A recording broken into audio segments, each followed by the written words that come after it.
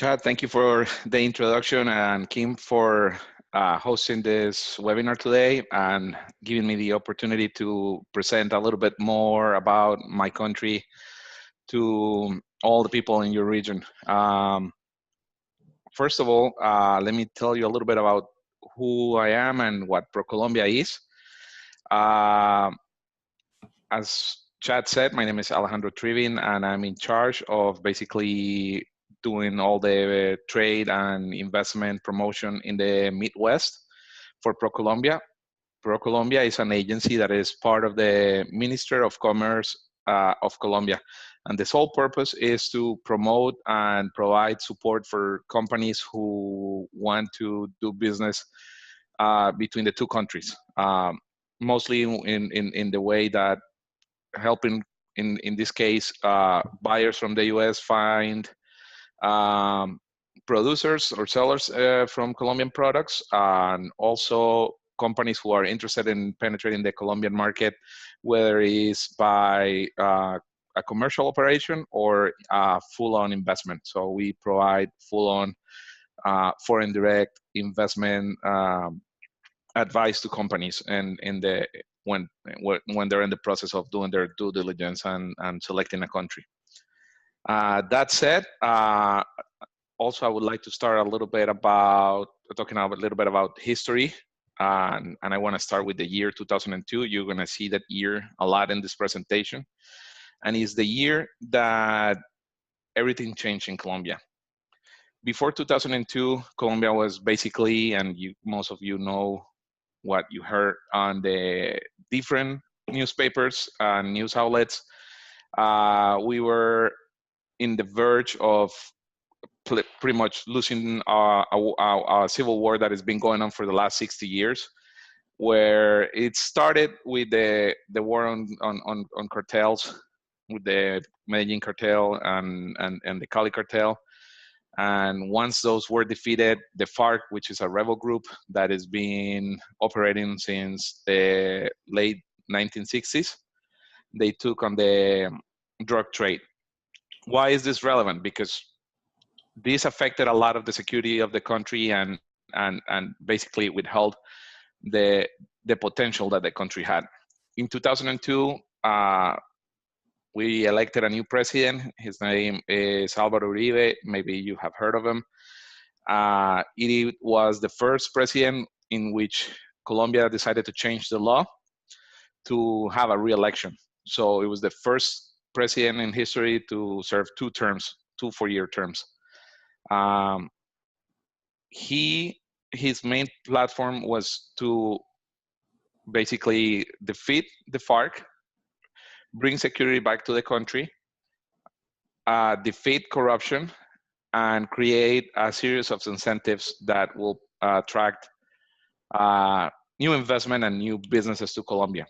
So after 2002, and we go flash forward to 2018, Colombia, it is at a privileged state right now. It's shortly of a miracle, because it truly was a difficult time that we were going through, and to see the growth and the development and everything that has been put in place to turn Colombia around. So keeping that in mind, as you can see here, Colombia is the 32nd largest export economy in the world. Our population, it's a little bit over 48,000 now, 48 million.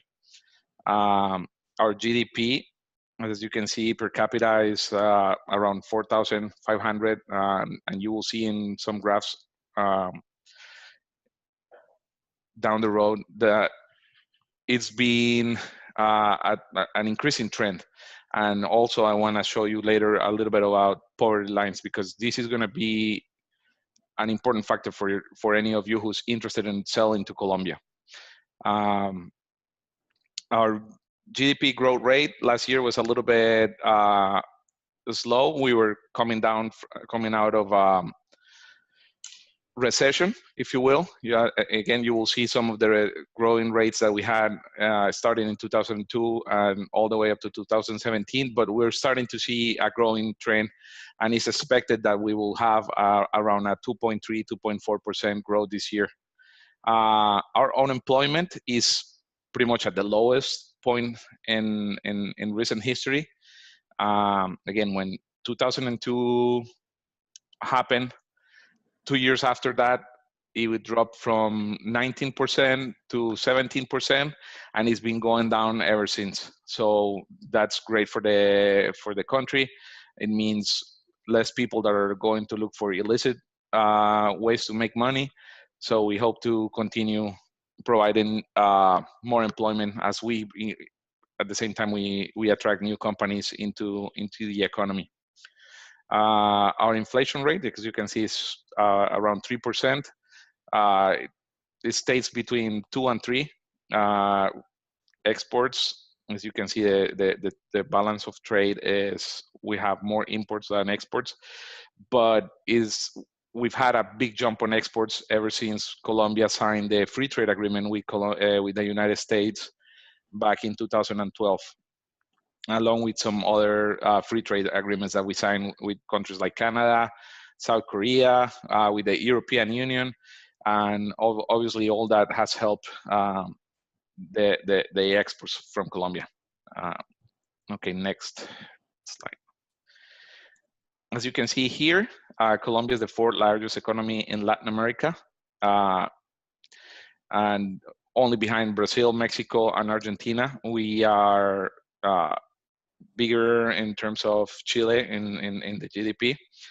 Obviously, Chile is a smaller country, which makes it really strong, but I mean, we have come up a long way ever since 2002. We were probably on the around the 7th or 8th place in 2002.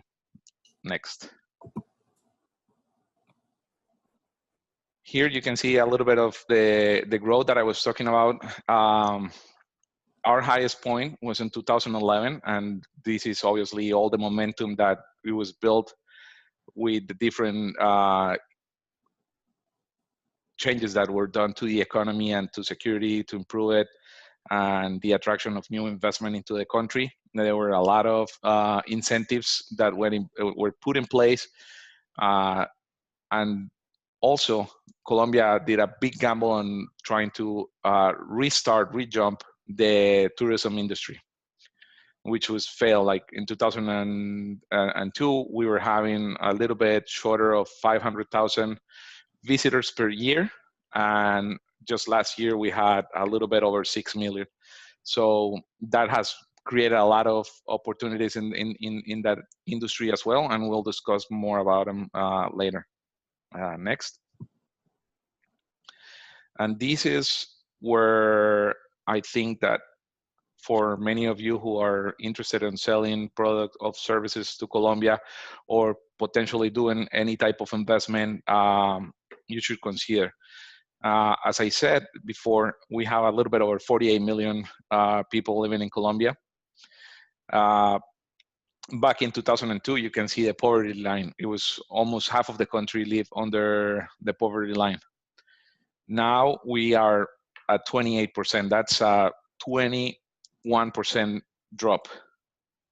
That means there's a lot of people who have access to buy new stuff, buy new products, hiring new services. So this is, for me, is one of the most important numbers that Colombia has to show, because it obviously has become a viable market for many companies. And not only when you see Colombia as a 48 million inhabitant country, but the potential that it has for the region. One of the great things that Colombia has in place right now is the variety of trade agreements that we have in the region, along with the Pacific Alliance, where we have trade deals with Mexico, Chile, and Peru. And we have agreements also with Argentina and Brazil. So if you see the region as a whole, and you decide to operate out of Colombia to sell to the region, you have a market over 300 million people that you can sell to. So good numbers to keep in mind. Next. Here you can see a little bit of the behavior of our products.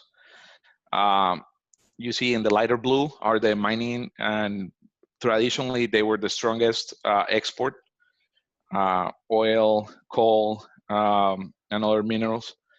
The goal of the government, of the Uribe government, which was passed on into the Santos government, was to strengthen the production and the export of non-mining products.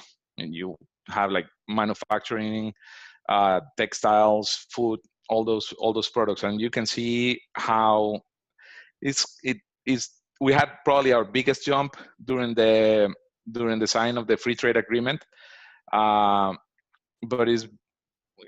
we've seen a little bit of that decrease, but we're seeing a trend where last year and along with this year, we're going to have higher numbers, and we expect that by this year we'll get back on the 40 million in exports.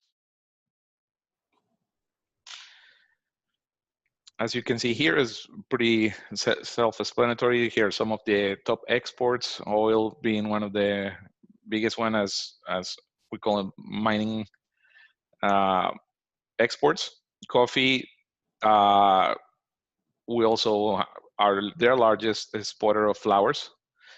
80% of the roses that we consume in the United States come from Colombia. There's a lot of exports of fruits. And also, you can see here, like the United States is obviously our main partner for exports, along with Panama, China, Netherlands, and Mexico. For many years, Venezuela was the #1 importer of Colombian products, but that, as we all know, has changed. Next.